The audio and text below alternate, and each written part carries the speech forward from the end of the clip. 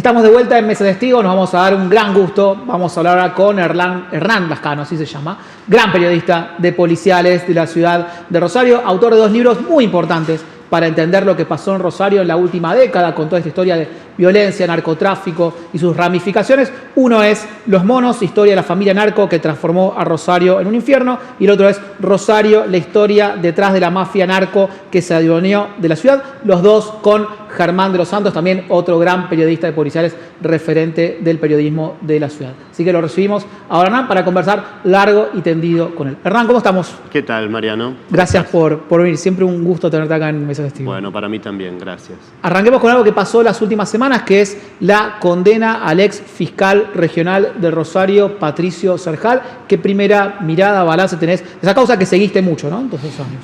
Bueno, me parece que primero que revela algo que en Rosario en estos días estamos viendo de una manera nutrida, que es cómo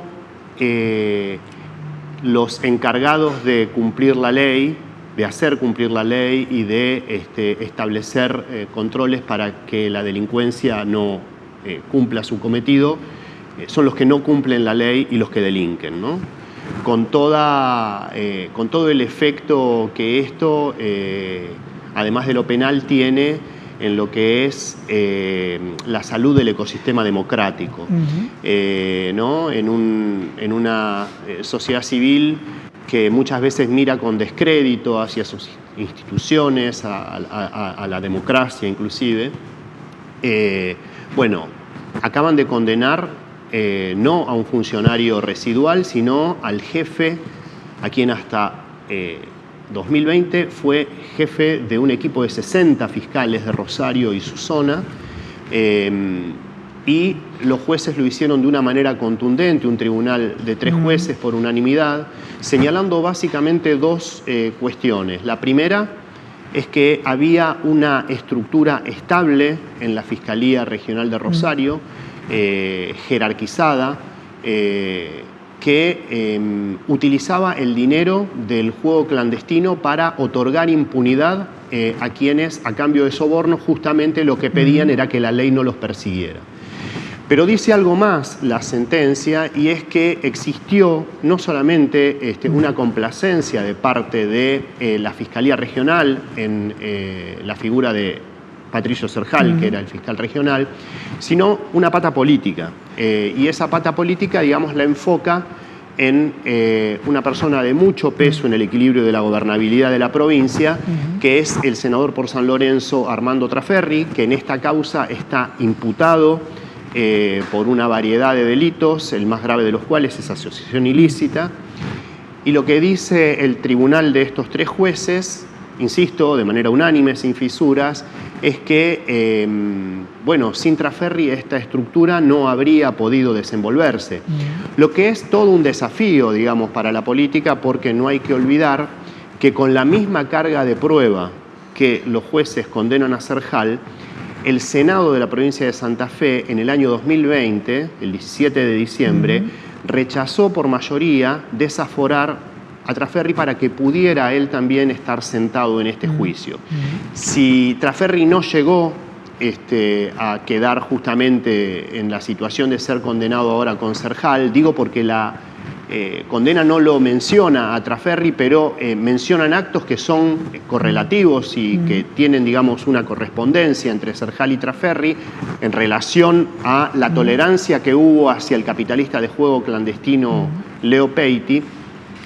Si la condena lo menciona es porque esta estructura se movilizaba, digamos, con 2 patas. No lo pueden condenar porque el proceso para Traferri empezó recién cuando él aceptó, digamos, que le levantaran los fueros voluntariamente después de ser reelecto en el año 2023. Pero bueno, es muy significativo porque lo que pasó es que hubo, a cambio de sobornos, una tolerancia para una persona que cometía delitos, y la institucionalidad quedó comprometida de manera manifiesta en esta resolución. Mencionabas a Traferri, que está imputado en la causa. ¿Cómo sigue la situación judicial para él? Bueno, él está en un trámite, digamos, de juicio que ahora va a lo que técnicamente se llama audiencia preliminar de juicio, pero A mí me parece que tiene mucha significación que este tribunal haya mencionado en un fallo de 220 páginas 104 veces a Trafferri, porque lo que señalan los jueces es que no se puede hablar del funcionamiento de esta estructura criminal sin incluirlo para que se entienda qué fue lo que pasó. Entre digamos, las claves que hay para entender este trascendente fallo que hubo la semana pasada, una de las más importantes es que aparecen declaraciones que son interceptaciones telefónicas que vienen desde el año 2017, desde hace mucho tiempo, que hablan de situaciones donde Leo Peiti dice de una manera inequívoca que va a hacerle entregas de dinero a Trafferri. El mismo Peiti dijo que había pagado $200.000 para la campaña del justicialismo, que se los había hecho llegar a Trafferri, y aparte en el acervo de la prueba aparece continuamente referencias a pagos, a encuentros, a situaciones que son poco claras de una persona que estaba actuando fuera de la ley, con una persona que no era cualquier persona, que era un líder dentro de la bancada del justicialismo, una persona que es como un diapasón de la gobernabilidad, porque muchas cuestiones, sobre todo para las gestiones socialistas, pasaban por decisiones de concertación con Trafferri, y que también tuvo cargos muy relevantes, teniendo esta acusación planteada y este pedido de desafuero, en el cuerpo que en la provincia de Santa Fe, el cuerpo legislativo, tenía a su cargo juzgar el desempeño disciplinario de fiscales y defensores. Trafferri formaba parte de la Comisión de Acuerdos de la legislatura, por un lado, y también era presidente del Tribunal de Enjuiciamiento de Magistrados, ¿no? Una persona que ahora el tribunal dice todo esto de él, pero eso ya estaba expuesto y eso no le impidió, no solamente a Trafferri, no le impidió a nadie de la legislatura decir que podía ser poco conveniente mantener una persona en ese rol institucional. Ahora, una cuestión importante de la causa es que Trafferri históricamente planteaba que era una operación en la cual estaban los dos fiscales, Sederi y Echeverría. Bueno, esos fiscales terminaron corriendo esta causa, otros fiscales tomaron la investigación y las conclusiones fueron las mismas, ¿no? Las conclusiones fueron las mismas e inclusive le incorporaron la figura de asociación ilícita a Trafferri. Esto es interesante señalarlo por dos aspectos. Primero, porque el tribunal, de una manera manifiesta, dice que cae la idea de que hubo una suerte de complot de cualquier tipo para generar esta causa. Señalan que, bueno, que inclusive, digamos, las evidencias principales de la causa vienen del año 2017 en una causa que estaba en Melincué, donde el que le seguía el proceso al capitalista Peiti, de donde surgen las relaciones con distintos sectores de la política, también está Darío Scataglini, también está un abogado que se llama Jorge Fernández Chemes, está el ex secretario legislativo del Senado, ya fallecido, Ricardo Paulichenko. Toda esa prueba aparecía en una causa que en 2017 estaba en otra jurisdicción, sobre la que los fiscales luego corridos a pedido de Trafferri trabajaron, que son Luis Chapapietra y Matías Sederi, y que tenía como impulsor el que ahora es el sucesor de Patricio Cerjal, que es el fiscal regional de Rosario, Matías Merlo. Lo que quiero decir es que quedó como completamente devaluada, taxativamente devaluada, la idea de que esto fue una especie de invento motivado, que es lo que siempre dijo Trafferri, en una persecución o en una diferencia política que traía el ministro de Seguridad de Perotti, primer ministro de Seguridad, Marcelo Saín. Cuando estas constancias de Melincué estaban en la causa y avanzaron al punto de la condena, Saín no tenía ningún cargo en la provincia, ni siquiera había llegado a cumplir un rol institucional. Pasemos de la justicia provincial a la justicia federal, digo, hablando también de vínculos muy espurios entre sectores de la justicia, intereses muy opacos o directamente delictivos. ¿Cómo es la situación de, bueno, ahora ex juez Bailaque, todo lo que implicó la figura de Bailaque en todo el crecimiento del narcotráfico, toda esa década de violencia, de sangre? Bueno, yo lo que creo es que justamente lo que estamos en este momento asistiendo, digamos, el velo que se ha corrido y lo que podemos ver, es algo que tiene que ver con un modo de ser institucional que durante mucho tiempo fue señalado, pero en las sombras, ¿no? Pero que todos conocíamos.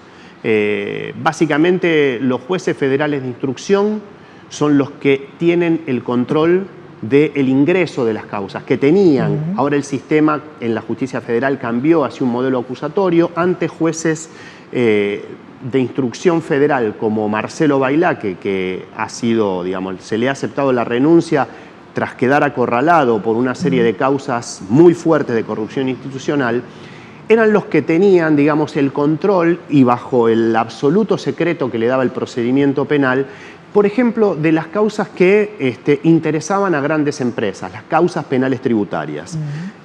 En Rosario prácticamente no hay empresarios condenados o bajo procesos por delito tributario, y eso tiene que ver, y ahora lo podemos ver, sobre la forma en que se gestionó de manera oscura desde esos juzgados situaciones que favorecían a poderosos.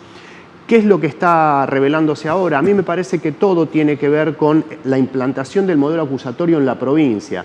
Porque vos fíjate que en el juicio Alvarado, que es uno de los más importantes actores de la escena criminal de Rosario de los últimos 20 años, lo que encuentran justamente los dos fiscales que investigan a Serjal y a Trasferri es que el juez Bailaque había desatendido 14 pedidos de informes de fiscales basados en la Policía de Seguridad Aeroportuaria que mostraban claramente el grado de implicancia de Alvarado en el mundo de las drogas, sus conexiones con personas relevantes, básicamente de fuerzas de seguridad, que terminan condenados en la justicia provincial por la prueba que se acopió en la justicia federal, pero a la que Bailaque no le dio curso. Y ellos dicen algo en el año 2020, cuando alegan contra Alvarado, que es que Bailaque tiene que ser investigado. Y acá hay una cuestión que tiene que ver con entramados que van más allá de la justicia, y es que en ese momento, después del cerrojo informativo que se había hecho en la ciudad hacia los jueces federales, resultaba muy difícil, Mariano, contar estas cosas sin exponerse, pero no exponerse a represalias, sino a presiones de los propios medios, ¿no? Acá lo que pasó es que los fiscales que estaban alegando contra Alvarado decían: Alvarado no se entiende sin la conducta de un juez que debe ser analizado por el Consejo de la Magistratura porque cajoneó una causa que es la que nosotros estamos usando acá para acusar. Fíjate la relevancia. Y durante 4 años el Consejo de la Magistratura no hizo nada. ¿Por qué tuvo que hacer algo? Porque se descubrió otro escándalo, que era que el juez Bailaque tenía como contador, que se llama Gabriel Misau, a una persona que a la vez era contadora de 2 empresas de Alvarado. Es decir, de la persona a la que estaba investigando.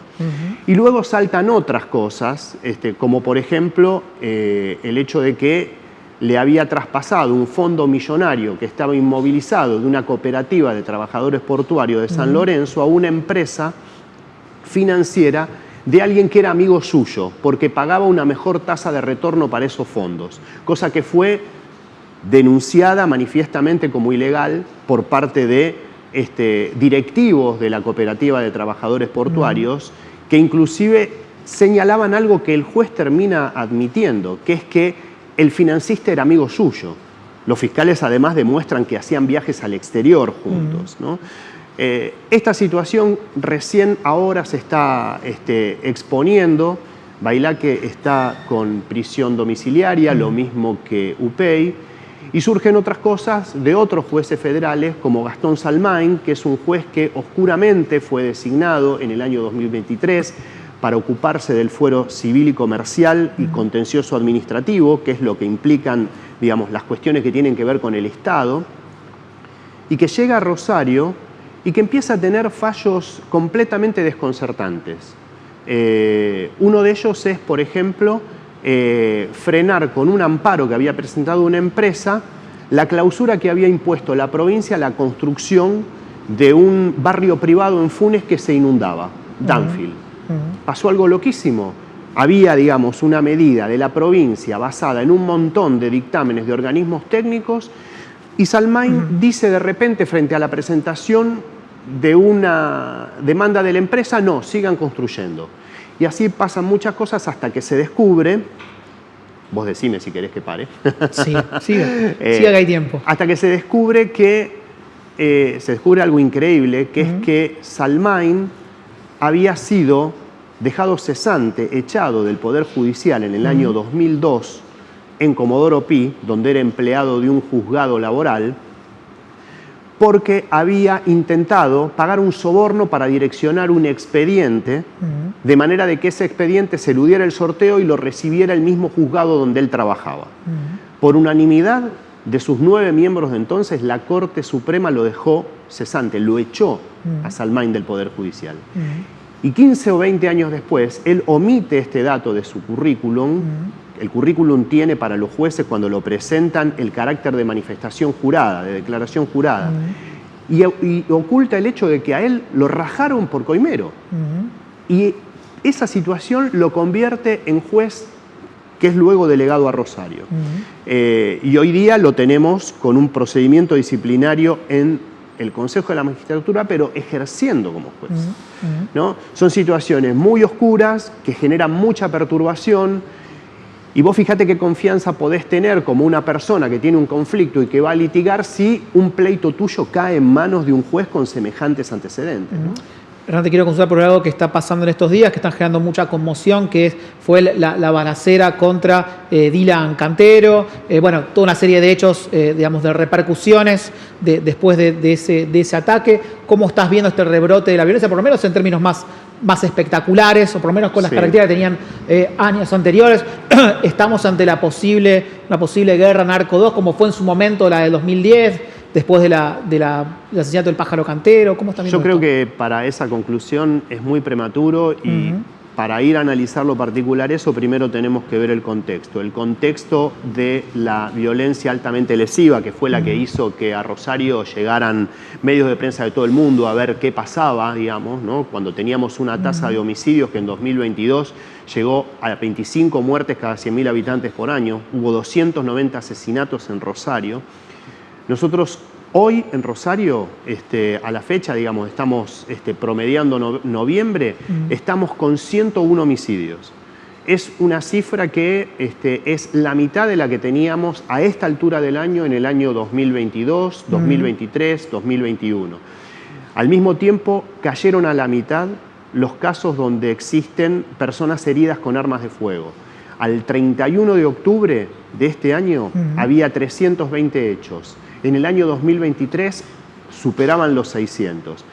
Esto lo que indica es que hay una situación desde el punto de vista de la violencia, lo dicen los números del Observatorio de Seguridad Pública de la provincia, que es una entidad muy idónea, que es incomparablemente más leve que la que justamente trajo todo ese ajetreo político y social.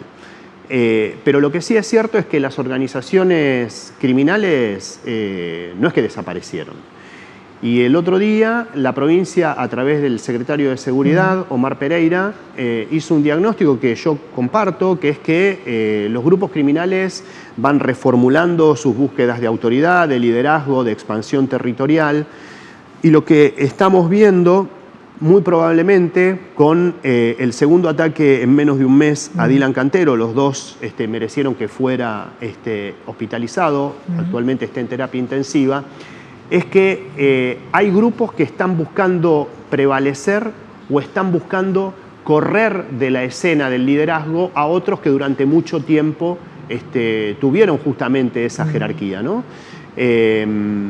A mí lo que me parece es que hay que analizar cuestiones puntuales, como por ejemplo los cambios que se operaron en la conducción de la Barra Brava de Rosario Central, luego del asesinato hace justamente un año de Andrés Pichín Bracamonte, que durante 20 años lideró la hinchada de Central, con, podemos decir, más allá de los delitos que quedaron a la luz, básicamente delitos económicos, con una cuota de violencia que se había minimizado.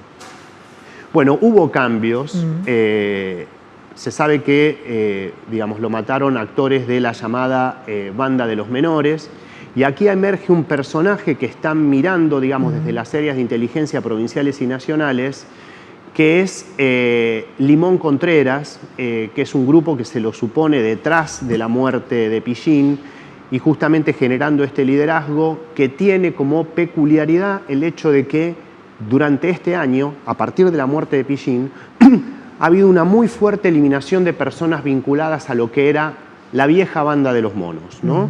Con muertes como la de este año Marito Pino, como la de Juan Domingo Ramírez, como la de Samuel Medina, el gordo Samu, que era de la hinchada de Central y es el yerno de Guille Cantero, histórico líder encarcelado de la Barra de los Monos, de la Banda de los Monos. Y entonces me parece que lo que se está viendo con esta sucesión de muertes de referentes de los monos que no son los del 2013, digamos, que han sufrido desmembramientos, cambios típicos, digamos, en la escena criminal. Pero lo que vemos es que ha habido una sucesión de asesinatos sobre referentes fuertes ligados a los monos. Hay algo en transición, hay algo que todavía no alcanza, digamos, la evidencia como para ser dicho, pero me parece que hay que estar atento a ese tipo de movimientos.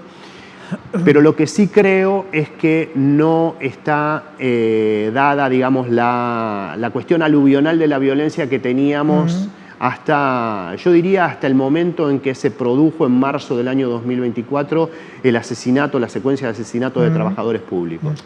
Siempre es una cuestión para estar atento. Yo creo que ha cambiado alguna cosa. Yo creo que se nota, digamos, de parte del Estado otro control del espacio público, que se nota también, digamos, de que hay una fuerte acción a nivel de persecución penal sobre las personas que cometen este tipo de delitos, y eso es lo que me hace sentar como una diferencia, ¿no? Vamos llegando ya al final de la charla. No quería que terminemos antes, sin preguntarte.